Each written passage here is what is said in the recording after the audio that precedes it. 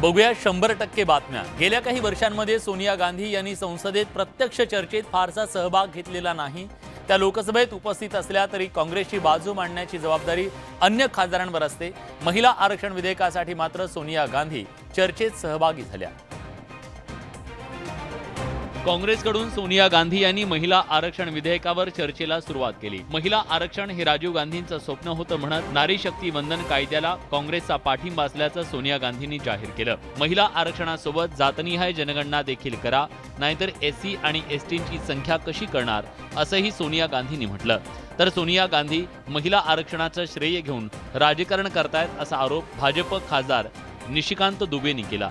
इस bill के पारित होने के साथ ही वह पूरा होगा। बिल आपका नहीं है, आप जो बिल लेकर आए वो गलत बिल है। जो गोल मारता है उसी के नाम से गोल मारा जाता है। संसद आणि विधानसभेत महिलांना 33% आरक्षण देण्याबाबतचे आणि संसदेच्या वेशीवर तब्बल 27 वर्ष रखडलेलं हे विधेयक संसदेच्या याच विशेष अधिवेशनात मंजूर होण्याची अपेक्षा आहे। त्यात काँग्रेसची साथ सरकारला लाभल्यानं ते मंजूर होण्याचीही आता पूर्ण शक्यता आहे। संसदेत महिला आरक्षण विधेयकावर चर्चा सुरू आहे। विविध पक्षांकडून महिला खासदार या विधेयकाबद्दल आपली भूमिका मांडतायत। राष्ट्रवादी काँग्रेसकडून खासदार सुप्रिया सुळे यांनी पक्षाची भूमिका मांडली। यावेळी बोलताना खासदार सुप्रिया सुळे यांनी उपमुख्यमंत्री आणि बंधू अजित पवार यांना सणसणीत टोला लगावला। महिलांबाबत फक्त महिलांनीच बोलावं असं नाहीये, भावांना सुद्धा बहिणीची काळजी असते असं केंद्रीय गृहमंत्री अमित शहा म्हणाले। त्यावर उत्तर देताना सुप्रिया सुळे यांनी मात्र अजित पवारांना टोला लगावला। भाई भी कर सकता है जी, सही बात है। हर घर में ऐसे भाई नहीं होते जो बहन का सब अच्छा कल्याण देखते हैं, but that is very kind of him to say that.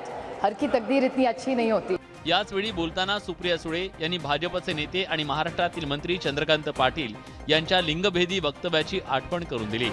The BJP had a head who was the head of the BJP in Maharashtra. He told me personally on record on television that Supriya Sule घर जाओ खाना बनाओ, देश कोई और चला लेगा। अजित पवारांना लगावलेल्या टोल्यानं सुप्रिया सुळेंच्या मनातली खंत ओठावर आल्याची चर्चा सुरू झाली आहे। देशात महिला आरक्षणाची चर्चा सुरू असताना आता ठाकरेंच्या शिवसेनेनं पुन्हा एकदा महिला मुख्यमंत्र्यांच्या विषयाची चर्चा सुरू केली। त्यामुळे महिला आरक्षणानंतर आता महिला मुख्यमंत्री पदावरून विरोधक आणि सत्ताधाऱ्यांमध्ये झुंपल्याचं पाहायला मिळालं। संसदेच्या विशेष अधिवेशनात महिला आरक्षण विधेयक मांडत मोदी सरकारनं महिला मतदारांना साथ घालण्याचा प्रयत्न केला, पण महाविकास आघाडीनं मात्र महिला आरक्षणाच्या मुद्द्यावरून भाजप आणि सत्ताधाऱ्यांची कोंडी करण्याचा प्रयत्न सुरू केलाय। खासदार संजय राऊतांनी आता महाराष्ट्रात महिला मुख्यमंत्री होणार का असा सवाल उपस्थित करत सत्ताधाऱ्यांना टोला लगावलाय। तर भाजपनंही यावरून विरोधकांवर पलटवार करायला सुरुवात केली आहे। जर आपल्या कर्तृत्वावर कोणी महिला मुख्यमंत्री प्रधानमंत्री होणार असेल, मला असं वाटतं त्याचं स्वागत केलं। महिला करता भाजपाने नेहमी अग्रस्थान दिलं आहे। या देशातल्या इंडिया आघाडीजवळ 1-2 महिला नेत्या सोडल्या, महिलांना स्थान द्यायचं त्या ठिकाणी नेतृत्वच नाही आहे। एकंदरीत मोदी सरकारच्या महिला आरक्षण विधेयकानं पुन्हा देशात महिलांच्या राजकीय नेतृत्वाची चर्चा सुरू झाली आहे। ठाकरे गटानं हीच संधी साधत पुन्हा एकदा महिला मुख्यमंत्र्यांचा मुद्दा उपस्थित केला। त्यावरून येत्या काळात आणखी राजकारण पेटण्याची शक्यता आहे। राष्ट्रवादी काँग्रेसमध्ये 2 जुलैला 2 गट पडले। अजित पवार यांच्या गटानं शिंदे फडणवीस सरकारला पाठिंबा दिला। त्यात प्रफुल्ल पटेल यांची महत्त्वाची भूमिका होती असं सांगितलं जातं। राष्ट्रवादीतल्या या फुटीनंतर प्रफुल्ल पटेलांनी शरद पवारांना लक्ष केलं। मात्र नवीन संसदेच्या कामकाजाच्या पहिल्या दिवशी वेगळं चित्र पाहायला मिळालं। नवीन संसदेतले फोटो प्रफुल्ल पटेल यांनी सोशल मीडियावर शेअर केले। यावेळी राष्ट्रवादी काँग्रेसचे अध्यक्ष शरद पवार आणि राज्यसभा खासदार प्रफुल्ल पटेल एकत्र आले। शरद पवारांसोबतचे फोटो पटेल यांनी शेअर केल्यानं पुन्हा राजकीय वर्तुळात चर्चांना उधाण आलं।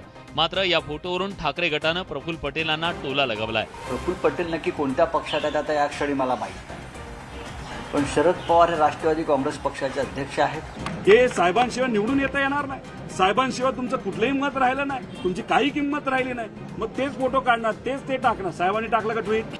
प्रफुल्ल पटेल आणि शरद पवार यांच्या भेटीनं राष्ट्रवादी काँग्रेसच्या कार्यकर्त्यांमध्ये पुन्हा एकदा संभ्रमाचं वातावरण निर्माण झालंय। तर यावरून राजकारणही तापलंय।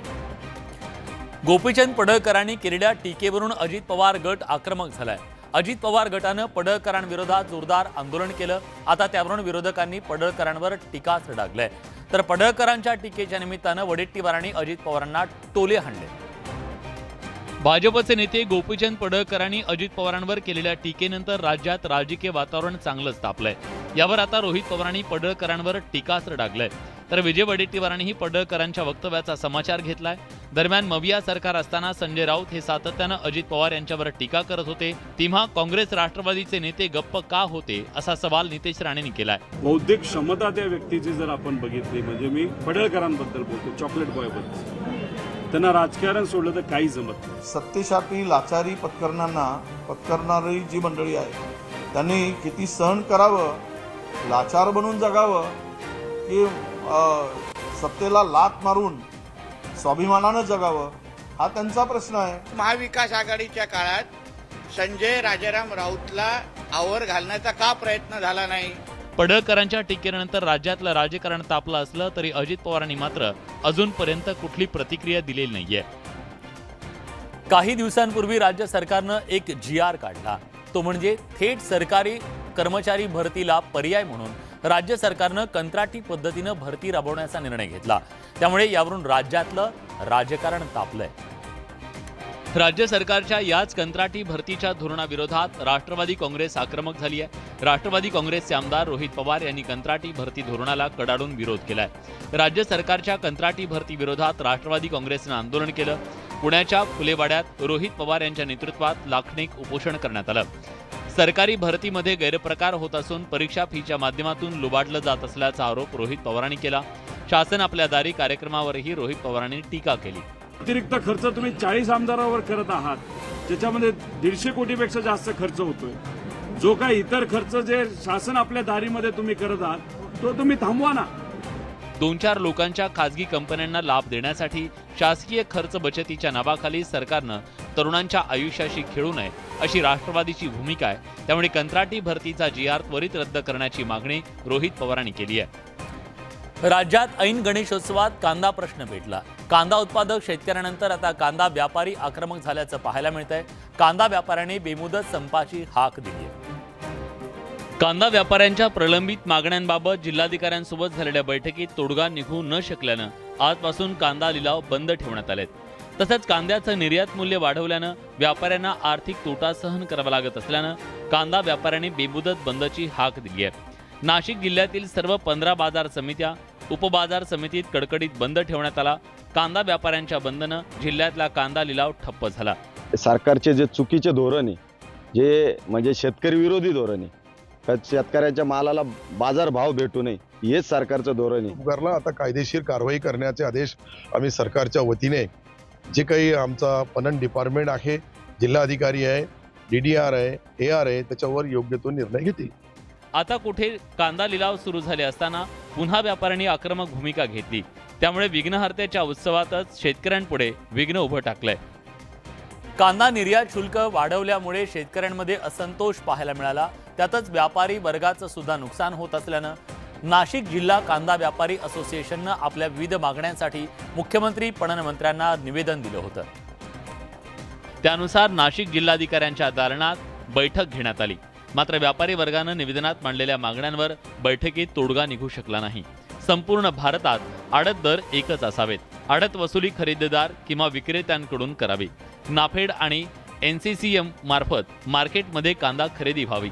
भाव नियंत्रणासाठी कांदा व्यापारावर 5% आणि देशांतर्गत वाहतुकीवर 50% सबसिडी द्यावी.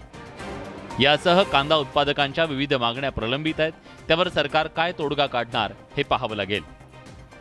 प्रलंबित मागण्यांच्या बाबत कुठलाही तोडगा निघाला नसल्यानं कांदा व्यापारी आक्रमक झाले. कांदा व्यापाऱ्यांनी बेमुदत संप पुकारला. याचे परिणाम नाशिक जिल्ह्यातल्या बाजार समित्यांवर झालाय. कांदा व्यापाऱ्यांनी बेमुदत संपाची हाक दिल्यानं नाशिक जिल्ह्यातल्या लासलगाव बाजार समितीत 17 कृषी उत्पन्न बाजार समित्या आणि उपबाजार समित्या बंद आहेत. लासलगाव, पिंपळगावसह प्रमुख बाजार समित्यांमध्ये लिलाव बंद आहेत. कांदा उत्पादक शेतकऱ्यांनीही कांदा विक्रीला न आणल्यानं बाजार समित्यांमध्ये शुकशुकाट पाहायला मिळाला. बाजार समित्या बंद राहिल्यानं एका दिवसात जवळपास 30 ते 40 कोटींची उलाढाल ठप्प होणार असल्याची माहिती आहे. बंदच्या कालावधीत व्यापाऱ्यांनी स्टॉकमधील कांदा विकू नये, अन्यथा रस्त्यावर उतरणार असल्याचा इशारा शेतकरी संघटनांनी दिलाय. आज सणासुदीचे दिवस पुढे येत आहे. अशा परिस्थितीमध्ये शेतकऱ्यावर जो अन्याय झालेला आहे त्या अन्यायातून खऱ्या अर्थानं शेतकऱ्याला या ठिकाणी न्याय मिळाला पाहिजे. शेतकऱ्यांच्या मालाला भाव एका बाजूने मिळत नाही, दुसऱ्या बाजूने केंद्र सरकारच्या माध्यमातून त्या ठिकाणी अडवणूक होती. तो प्रश्न सोडवायला पाहिजे. बाजार समित्या बंद करून कधी शेतकऱ्यांचं भलं होणार नाही. एकीकडे जिल्ह्यावर दुष्काळाचं सावट असताना पुन्हा बाजार समित्या बेमुदत बंद राहणार असल्यानं कांद्यासह इतर शेतमाल उत्पादक शेतकऱ्यांची कोंडी होणार आहे. मराठा आरक्षणाच्या मागणीसाठी राज्याच्या विविध भागात मराठा समाजाचं आंदोलन सुरू आहे. जालन्यात भोकरदन तहसील कार्यालयापर्यंत 500 ट्रॅक्टरचा मोर्चा काढण्यात आला, तर बीडमध्ये मराठा समाजानं आरक्षणासाठी आंदोलन केलं. जालन्याच्या भोकरदन तालुक्यातल्या केदारखेडा ते भोकरदन तहसील कार्यालयापर्यंत काढण्यात आलेल्या ट्रॅक्टर मोर्चात 10-20 नाही तर तब्बल 500 ट्रॅक्टर सहभागी झाले. जालन्यात मराठा आरक्षणाच्या मागणीसाठी आणि मनोज जरांगे यांच्या आंदोलनाला पाठिंबा म्हणून भव्य ट्रॅक्टर मोर्चा काढण्यात आला. या मोर्चात तब्बल 500 ट्रॅक्टर सहभागी झाले. या मोर्चात मोठ्या संख्येनं मराठा समाज बांधव सहभागी झाले. मराठा समाजाचा हा मोर्चा छत्रपती शिवाजी महाराज पुतळ्याजवळ येताच मोर्चात सहभागी मराठा बांधवांनी ठिय्या दिला. मराठा आरक्षणाच्या मागणीच्या यावेळी जोरदार घोषणा देण्यात आल्या. जर आणखीन इथून मोर्चा जर आम्हाला म्हणलं मुंबईपर्यंत काढा किंवा दिल्लीपर्यंत न्यायचा तरी आम्ही तयार आहे. आरक्षणाच्या मागणीसाठी बीड जिल्ह्यात मराठा समाज आक्रमक झालाय. गेवराई तालुक्यातल्या आजी माजी आमदार आणि लोकप्रतिनिधींच्या घरावर मोर्चा काढत घेराव घातला गेला. अहमदनगरच्या चौंडीमध्ये धनगर समाजाचं आंदोलन सुरू आहे. सरकार बैठक घेत नसल्याचा आरोप करत 15व्या दिवशी आंदोलकांनी पाणी त्यागलं. अखेर सरकारने या संदर्भात बैठक बोलावली. धनगर आरक्षणासाठी चौंडीत यशवंत सेनेच्या वतीनं आमरण उपोषण आंदोलन सुरू आहे. या आंदोलनाचा 15वा दिवस आहे. धनगर समाजाचा एसटी प्रवर्गात समावेश करण्याची प्रमुख मागणी आंदोलकांची आहे. मात्र अजूनही धनगर समाजाच्या आंदोलनाची सरकारनं दखल घेतली नसल्याचा आरोप होतोय. उपोषणाच्या 11व्या दिवशी मंत्री गिरीश महाजन यांनी धनगर आरक्षणाच्या प्रश्नावर बैठक घेऊ असं आश्वासन दिलं. मात्र 15व्या दिवसापर्यंत सरकारनं बैठक घेतली नाही असा आरोप आंदोलनकर्त्यांनी केलाय. तसंच सरकारचा निषेध करण्यासाठी आंदोलकांनी आता पाणी त्यागण्याचा सुद्धा निर्णय घेतलाय. पाणी त्याग केल्यानं या आंदोलकांची तब्येत आता खालावत चालली आहे. त्यामुळे उपोषण आंदोलनाची सरकार दखल घेणार का आणि त्यांच्या मागण्यांसंदर्भात बैठक घेणार का हे पाहणं महत्त्वाचं आहे. राज्यातील धनगर समाज आरक्षणाच्या मागणीसाठी आक्रमक झाला. धनगर समाजाच्या एसटी प्रवर्गात समावेश करण्याची मागणी होतीये. या संदर्भात यशवंत सेनेच्या उपोषण आंदोलनाचा 15वा दिवस असताना राज्यात धनगर आंदोलन तापलं. राज्याच्या विविध भागात धनगर समाज रस्त्यावर उतरत आरक्षणाची मागणी करतोय. कुठे आंदोलन तर कुठे रास्ता रोको करत धनगर समाजाकडून सरकारचं लक्ष वेधण्याचा प्रयत्न होतोय. धनगर आरक्षणाच्या मागणीसाठी राज्यात 25 ठिकाणी रास्ता रोको आंदोलन करण्यात आलं. साताऱ्यात सकल धनगर समाज आक्रमक झाला. खंडाळा तालुक्यात धनगर समाज रस्त्यावर उतरला. धनगर समाजाचे नागरिक मोठ्या संख्येनं मेंढ्या रस्त्यावर घेऊन आंदोलनात सहभागी झाले. पारंपरिक नृत्य आणि हलगी वाजवून आंदोलक धनगर समाजानं सरकारचं लक्ष वेधण्याचा प्रयत्न केला. यावेळी या आंदोलकांनी पुणे बंगळुरू राष्ट्रीय महामार्गावर रास्ता रोको आंदोलन केलं. आंदोलकांनी महामार्ग रोखून धरला. त्यामुळे पुणे बंगळुरू महामार्गावरची वाहतूक काही काळ ठप्प झाली. गौतमी पाटीलची सध्या महाराष्ट्रात क्रेज आहे. तरुणाई बेधुंद होते आणि काही दिवसांपूर्वी दहीहंडी उत्सवात सुद्धा गौतमीची जादू पाहायला मिळाली. मात्र गणेशोत्सवात होणाऱ्या गौतमीच्या कार्यक्रमांना कोल्हापुरात तरी परवानगी नाकारण्यात आली. कोल्हापुरातील प्रस्तावित दोन्ही कार्यक्रमांना कोल्हापूर पोलिसांनी परवानगी नाकारली आहे. गणेशोत्सव सुरक्षेचा ताण पाहता पोलिसांनी परवानगी नाकारली आहे. जेव्हा जेव्हा गौतमीचे राज्यात इतरत्र कार्यक्रम पार पडले त्या ठिकाणी अतिरिक्त सुरक्षा पोलिसांना द्यावी लागली. या सर्व पार्श्वभूमीवर गणेशोत्सव काळात कोल्हापूर जिल्ह्यात होणारे गौतमीचे कार्यक्रम रद्द करण्यात आलेत. कोल्हापूर पोलिसांसह मनोरंजन विभागानं सुद्धा परवानगी नाकारली आहे. सध्या संपूर्ण जिल्ह्यामध्ये गणेशोत्सव सुरू आहे. संपूर्ण पोलीस दल हे गणेशोत्सव शांततेत पार पडावा म्हणून रस्त्यावर आहे. त्यामुळे ज्या ठिकाणी गर्दी जमते अशा कार्यक्रमाला आम्हाला तात्काळ बंदोबस्त देणं शक्य होणार नाही. कोल्हापूर जिल्ह्यातल्या ग्रामीण भागात 22 आणि 24 सप्टेंबरला गौतमीचे कार्यक्रम आयोजित करण्यात आले होते. मात्र पोलिसांनी परवानगी नाकारल्यानं गौतमीच्या चाहत्यांची निराशा झाली आहे. लालबागच्या राजाच्या दर्शनासाठी भाविकांनी अलोट गर्दी केली. लालबागच्या राजाच्या दर्शनासाठी भाविकांच्या लांबच लांब रांगा लागल्यात. पहिल्याच दिवशी भाविकांनी लालबागच्या राजाच्या चरणी भरभरून दान अर्पण केलं. लालबागच्या राजाच्या दर्शनाला येणारा भाविक आपापल्या ऐपतीप्रमाणे राजाच्या चरणी दान अर्पण करत असतो. यावेळीही भाविकांनी भरभरून दान अर्पण केलंय. यात रोख रकमेसह नोटांच्या हारांचा समावेश आहे. सोन्या चांदीचे दागिने आणि विविध वस्तू भाविकांनी अर्पण केल्यात. परदेशी चलनही भाविकांनी दानपेटीत अर्पण केलंय. सोन्याची चैन आहे, आपलं सोन्याची अंगठी आहे, सोन्याचे मोदक आहेत, कानातले आहेत, गणपती आहे, सोन्याचे कॉईन आहेत, चांदीचे गणपती आहे, चांदीचा दुर्वा आहेत, सोन्याचा दुर्वा, या प्रकारे त्यांनी दान केलेलं आहे. दिवसभर किती सोनं चांदी आलं याचे रोजची लिस्ट तयार होते आणि पूर्ण पारदर्शकपणे हे सगळं मंडळाकडे सरपूत केलं जातं. लालबागच्या राजाच्या चरणी अनेकांनी आपल्या मनातील इच्छा आकांक्षा लिहिलेल्या चिठ्ठ्यांचा समावेश आहे. तर टीम इंडियानं वर्ल्ड कप जिंकावा अशी अपेक्षा व्यक्त करत एका भक्तानं एक बॅट अर्पण केली आहे. ऋषी पंचमीच्या निमित्तानं श्रीमंत दगडूशेठ हलवाई सार्वजनिक गणपती ट्रस्ट स्वर्णयुग तरुण मंडळाच्या वतीनं अथर्वशीर्ष पठण कार्यक्रमाचं आयोजन करण्यात आलं.